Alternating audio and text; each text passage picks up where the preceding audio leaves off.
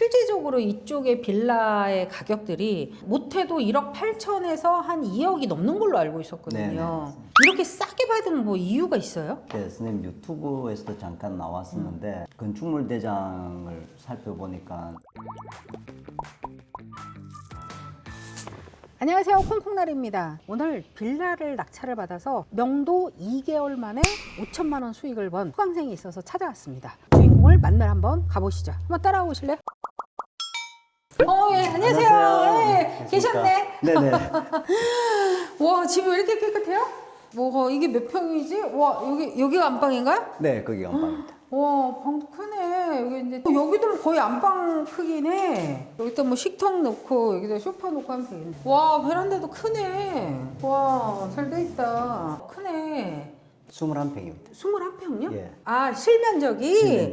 그러면은 뭐 아파트 기준으로 한 27평 이 네, 정도 그 되긴 정도, 하겠네요. 네, 자, 오늘 좀 특별해요, 저한테는. 제 개인적으로 엄청 걱정을 많이 했던 분인데 이분이 진짜 대박을 터뜨리신 분이에요. 자, 오른손님을 모시고 오늘 인터뷰를 하도록 하겠습니다. 자, 반갑습니다. 네, 안녕하십니까. 저는 서울에 살고 있고요. 딸 한 명의 그들 아내와 같이 살고 있습니다. 야간 택배 일을 하면서 부동산 공부를 하고 있는 중입니다. 몇 기시죠? 경매단타? 저는 일기입니다. 아, 일기. 와, 오른손님은 제가 그때 면접을 볼 때 보니까 돈을 그렇게 많이 가지고 계시진 않더라고요. 그래서 없는 거야. 낙찰을 받아도 잔금을 치르기에는 레버리지를 아무리 이용을 한다고 해도 부족한 돈을, 중잣돈을 가지고 계시더라고요. 나름 내심 막 많이 걱정을 했던 거예요. 수익적인 측면에서는 굉장히 높은 또 수익을 어쨌거나 결과를 그렇게 냈습니다. 네. 아, 일단 축하드립니다. 감사합니다. 네, 지금 우리가 있는 데가 지금 낙찰받은 데잖아요. 네. 아직 잔금까지는 아직 조금 시간이 네. 있나 봐요. 잔금 2월 달에 잔금 아, 칩니다. 2월 달에. 어떻게 낙찰을 받으신 거예요? 제가 가지고 있는 자본금이 너무 부족하다 보니까 책에 보니까 스님도 빌라로 많이 하신 걸로 알고 맞아요. 있어가지고 빌라로 한번 가보자 그래서 찾던 와중에 또 우연히 또 스님 유튜브를 보고 있더라고요. 그래서 여기 한번 들어가자 해서 아, 제 유튜브로 보고요? 네네네.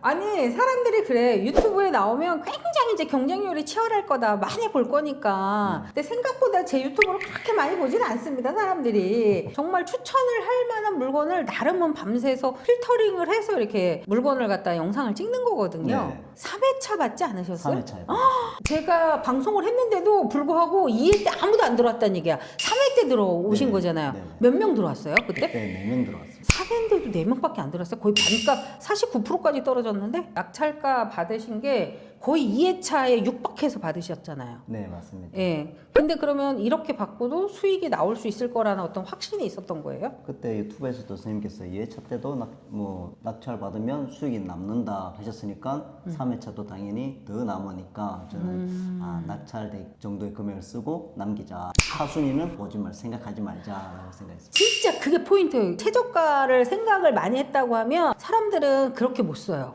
너무 아까워서 이거 미친 거 아니야? 이러면서. 그러면 사실은 또 내게 되지를 못했겠죠. 네네. 빌라 이거 안 팔리면 어떡하지? 야, 지금 경기도 안 좋다는데 뭐 이런 생각 혹시 안 해보셨어요?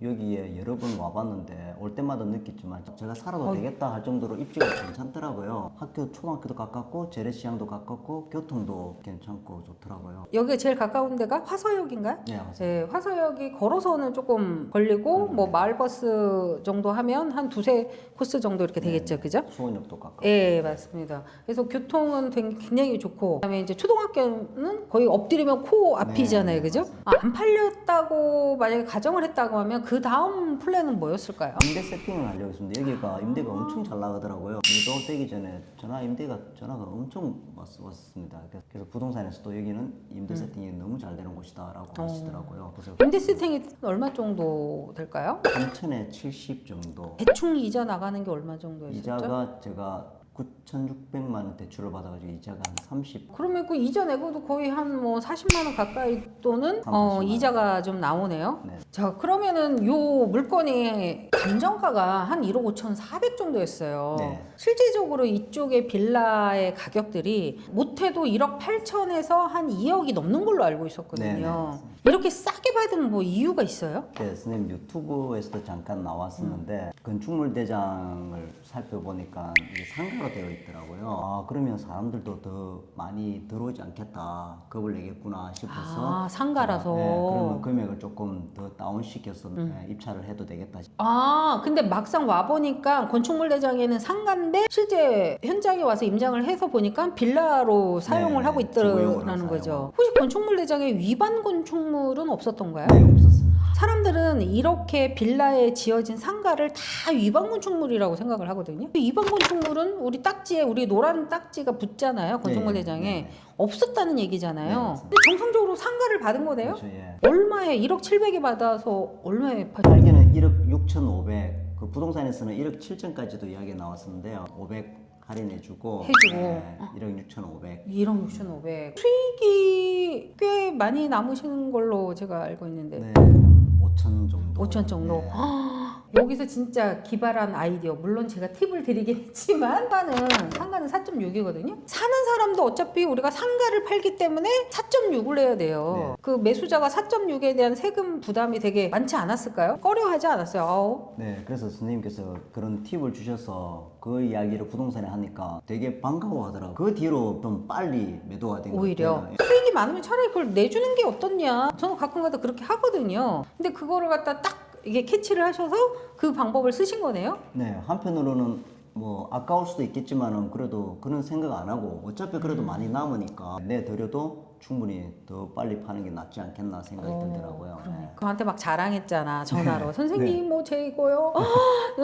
지금 뭐 전세나 뭐 월세나 이 정도 나갈 것 같고요. 막 이렇게 해서 겉으로는 통화를 아우 너무 잘 됐네요. 막 이렇게 했지만 속에서는 또 막 부글부글 전화 끊고 나서 폭풍 검색을 했잖아요. 그래가지고 인천에 똑같은 케이스로 하나 발견을 해서 굉장히 싸게 위치 좋은 곳에 해서 제가 낙찰을 단독으로 받았습니다. 서로의 자극제가 돼서 너무 저 또한 감사합니다. 시청자들이 궁금해하는 것 중에 대출이 아무래도 요즘 규제다 뭐다 해가지고 되게 좀 세잖아요. 네. 대출은 한 몇 프로 정도 대충 받으신 거예요? 거의 90% 받았습니다. 90%? 네. 아니 90%가 요즘도 나와요? 신탁 대출 해가지고요. 신탁 대출이 또 그렇게 나온 거예요? 네, 나더라고요. 그럼 본인 자금이 얼마 들어간 거예요? 1,700만 원 정도 들어갔습니다. 아, 내 돈이 1,700? 예. 그럼 1,700 지금 투자해가지고 지금 2개월 만에 5천, 거의 5천? 네. 야, 대박이다. 진짜 피디님 침 삼키지 마. 그럼 경매를 좀 공부를 많이 하신 거예요? 아니면 어떻게 되시죠? 본격적으로 한 지는 올해, 그래서 한 8개월 정도 된 것 같습니다. 고액 강의를 하는 사람들이 많잖아요. 그죠? 그러다 보니까 소비자 입장에선 의심을 할 수밖에 없지. 이 사람이 진짜인지 가짜인지 뭔지 모르니까. 왜 제 수업을 들으셨어요? 선생님 일단 책을 봤고요. 책을 2번, 3번 읽었습니다. 제가. 그래서 네. 너무 어려운 상황 속에서도 이렇게 움직이니까 되시는구나. 그래서 저도 제 상황을 핑계 대지 말고 움직여보자. 그게 동기부여가 됐고요. 그 다음에 선생님 매스컴도 또 나오시고 해서 공인이시고 인정이 되셨으니까 진짜 한번 끝까지 배워보고 싶었다는 생각이 간절했던 것 같습니다. 진짜 이론으로만 알고 있던 것과 실전으로 좀 했던 거하고 차이가 많이 나던가요? 뭐 또 행동으로 하니까 진짜 몸으로 배우면 안 잊어버린다고 이게 안 잊어버리고 기억이 남더라고요. 몸이 기억한다고. 그러면서도 동기분들과 같이 만나서 임장도 다니고 여러 가지 자기 정보를 공유하다 보니까 더 많은 걸 알게 되고 함께 가면 빨리도 가는구나. 멀리도 가지만은 그런 생각을 많이 했습니다. 근데 요 수익이 좀 생기셨는데 뭐 어떻게 쓰실 건가요? 일단은 자본금이 부족하다 보니까 시드를 조금 더 분리해가지고 아파트에 도전하고 싶거든요. 제 집 마련도 아파트로 하고 싶고. 돌이켜서 생각해보면 초보 시절에 너무 돈이 없어서 처음에는 어쩔 수 없이 썩은 빌라, 뭐 오래된 빌라 이런 걸로 시작을 했는데 그렇게 해서 실제 시드를 모았어요. 그땐 또 경기가 그래도 나쁘진 않아서 50이 넘어서 지금 이제 갑자기 경매를 공부하신 어떤 계기? 택배를 하면서 나이를 점점 먹어가는데 아무것도 제가 할 줄 아는 게 없더라고요. 뭔가 배우겠다. 그래서 제가 다니는 걸 좋아하다 보니까요. 사람 만나고 다니는 걸 좋아하다 보니까 이 부동산이 조금 재밌더라고요. 그래서 이게 나하고 맞겠다라는 생각을 했습니다. 이제 막 경매를 시작해볼까? 또는 이제 막 진입하신 분들한테 조금 한마디 해주시죠.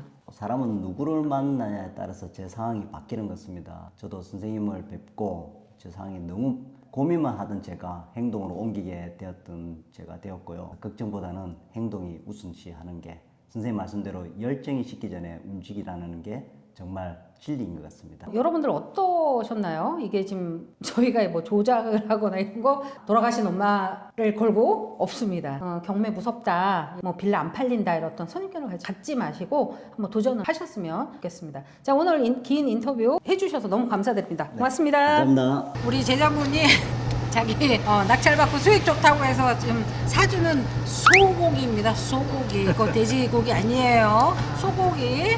자, 여러분들도 낙찰받아서 수익 받아서 저한테 이렇게 고기 좀 사주세요.